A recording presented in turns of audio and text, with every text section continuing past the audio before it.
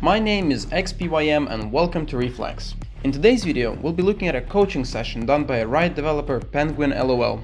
Please let me know what you think about the video and whether you would like to see more coaching sessions uploaded on our channel. Okay, so yeah, his teammate pushed A. Okay, well, Dan, that's our first lesson in the game. I trolled my team. Ah, shit. Okay, so the very first pistol round, his teammate pushed long, and he was playing passive on sewer. So when his teammate's pushing long, he should be pushing long. Or he should be at least ready to trade off his teammate. If he's not going to be pushing long when his teammate pushes up like that, he should just rotate out of A and let his teammate hold like an aggressive position up here. Oh my god, why is your knife out, bro? I am trolling, chat. Okay. Decent kill. Yeah, he needs to make sure that the Jett doesn't go over the wall mid. That's something he has to be weary of here. Sage bought a shotgun, it looks like the enemy team forced. Okay. I'm gonna push out here. Okay, so they got eco'd, he bought Ghost Light. I didn't see how much money he actually had. Assuming he has enough to buy next, this is fine.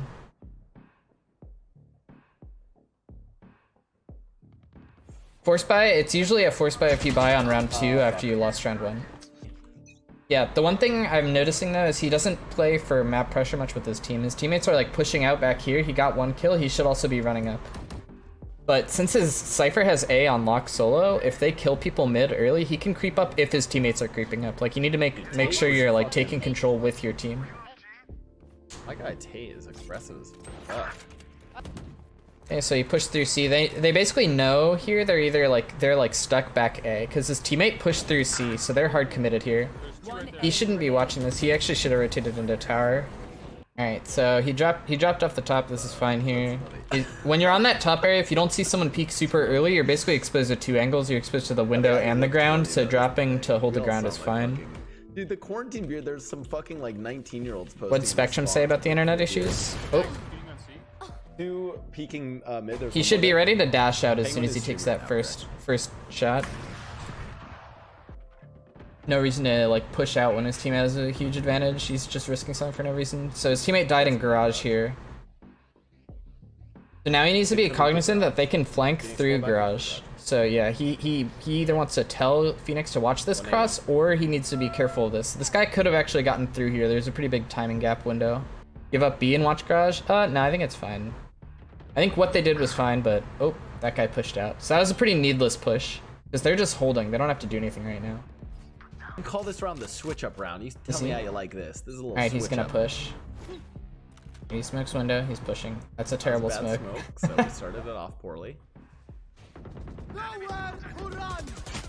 Okay, well the switch up round. He got timing. Basically, in that round, he's when he uses his smoke mid, they know he could be pushing, right? So if he uses that smoke mid, what he should do is he should try to take this little pocket control here with that smoke and just hold it for longer, or he can just try to walk straight down with using no smokes. Okay, his teammate dies. Oh, I fucked up. I mean, she just backed up. He had to swing wide to try to trade that after the op shot. Smokes. Got his vandal. Okay, so he hears them. He hears them going into garage. This is a C commit here. He needs to start making something happen here because it's a 2v4. When it's a 2v4 like this, if you're going for the round, like if you're not saving, you've got to do something risky. You've got to start taking risks a little early. If he was on a fast flank C here, this round might be winnable. See, now that they walled that off, the enemy team knows he can either be coming through spawn. He's already in garage, which he's not because that guy just placed the wall right. So now they know they're only going to be spawn and long. They should have known he was here. It's just because his enemies weren't paying attention. He needs to make sure that whenever he's peeking with his teammate here mid, that they're both peeking at the same time. Okay, yeah, they keep doing basically staggered peaks where one of them leaves and then they're peeking, and if like an isolated 1v1 fight when there's 2 people there is bad, like they're miscoming. Yeah, so looking at Blau's team composition, one of the things you can notice is they only have Viper for smoke, so the enemy team a good thing here by buying ops. Like, they have Jett smokes, but Jett smokes are pretty difficult to use to actually, like, force off oppers. So the ops from the enemy team are really good in this situation. We don't need those. This sweaty spot's kind of fine with an SMG. It's like, he hasn't played this spot before, so they probably aren't going to check it. Okay, so this spot's now bad. Now that he has two, this is like a 1-for-1 spot at best as soon as his teammate dies there. He should be fighting for control over garage here with his teammate, or committing to C. Committing to watching C. If he's watching this, yeah, you shouldn't do this thing where you're like swapping between two angles. Just try to pick one, or just try to fight this together.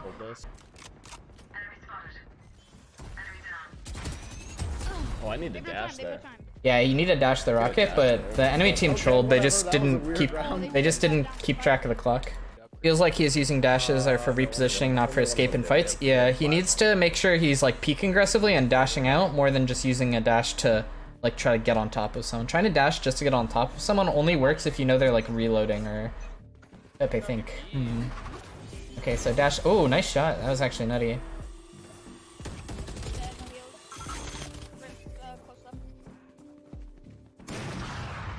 Okay, he can go into tower here.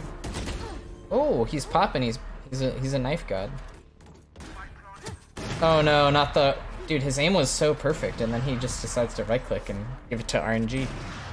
Because if he holds that close tower angle with the right click, then like they actually can't fight him. He'll be able to multi-kill them.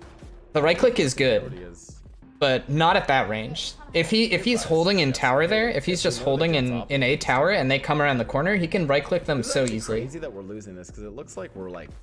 I'm gonna jump ready. Do that thing. Okay, the crosshair placement on that was kind of scuffed. He should have been aiming lower. If someone peeks sewer, they're peeking like lower than where his crosshair was on that round. Okay, so the enemy team heard him for sure get on this box. Rough ulti from Brim. Oh, two in there. Oh my god. Okay, so this spot is kind of sketch. I'm pretty sure you stick out if you hug this box. Oof. I don't know if he still had dash, but if he still had dash, he probably should have dashed out there. What his teammate was doing was his teammate was looking at garage from like around here somewhere, and he was behind this box. So he needs to commit to watching C or watching this. Otherwise, like he's watching neither of the two spots the enemy can flank from. His team is also bunching a lot. Like on this map in particular, you can do a lot of like lurks that are really powerful because the enemy can't actually watch everything all the time if they're over-rotating. Because like generally in these low-level games, you can expect people to over-rotate.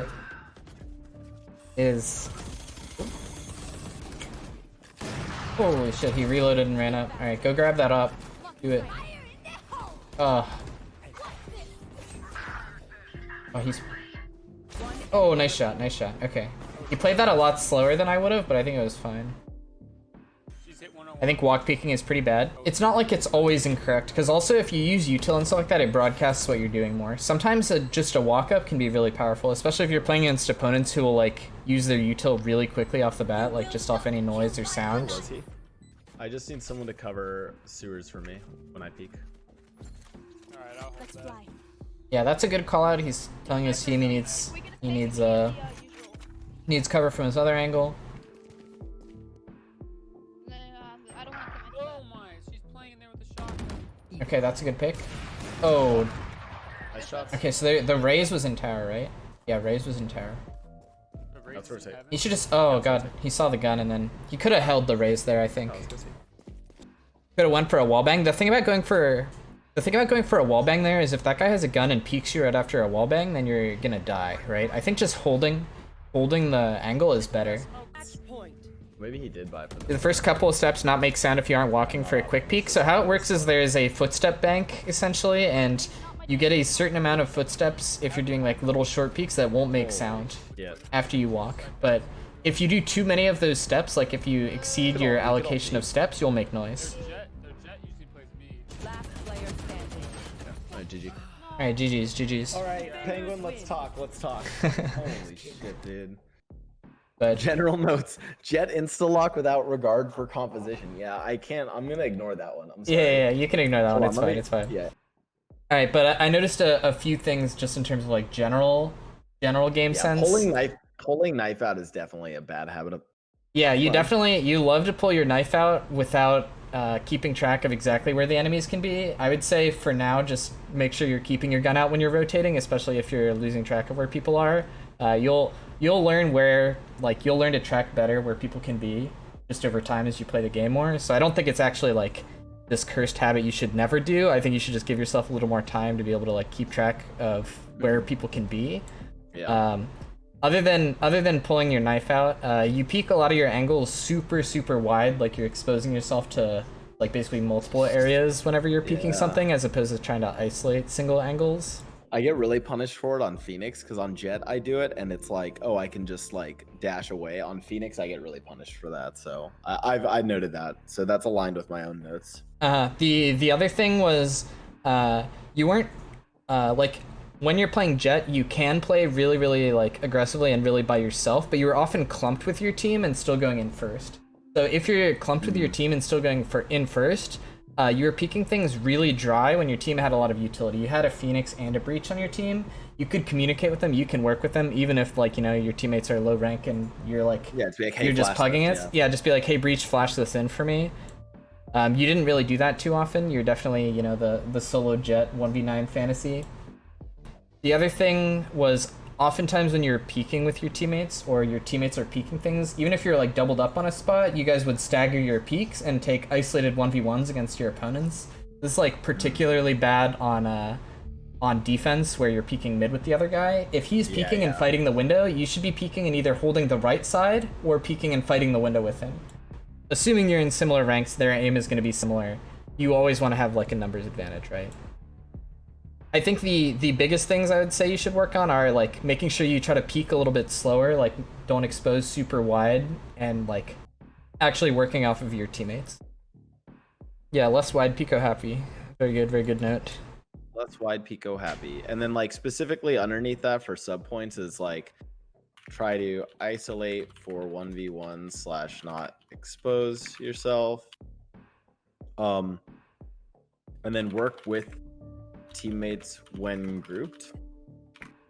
Yeah, basically when it comes to working with your teammates, like you can play Jett as like I'm gonna go somewhere by myself and do everything myself. It's definitely riskier. It's definitely like requires more from you, making sure you're hitting your shots and stuff like that. But if you're gonna play that kind of like I'm by myself, fuck my teammates kind of a strategy, you don't want to be clumped up on everyone, always going in first. You want to be like working something kind of quickly by yourself and fishing for picks and trying to create holes. Because if your team is grouped somewhere else and you get some of those entries, they can just start to creep forward as you like basically risk your own body and your own life for control of the map, right? And that's only if you want to play like kind of like a lurk style. You can just play with your team in like this level of play. Like you can just straight clump and rush things, but you're gonna have to work with them. That would be like the most important thing. How do you think Jett should be played? I think you should go forward and fast. You try to isolate off angles with your smoke so you can peek things one at a time. And you try to abuse your verticality as much as possible to do some amount of fake peeks, like some amount of like let's say you're on bind short, you can boost yourself to peek heaven, or you can just straight dash across to New Hall, or you can fake Q, right? Just Q for the sound and then stay on the ground. I love fake Qs.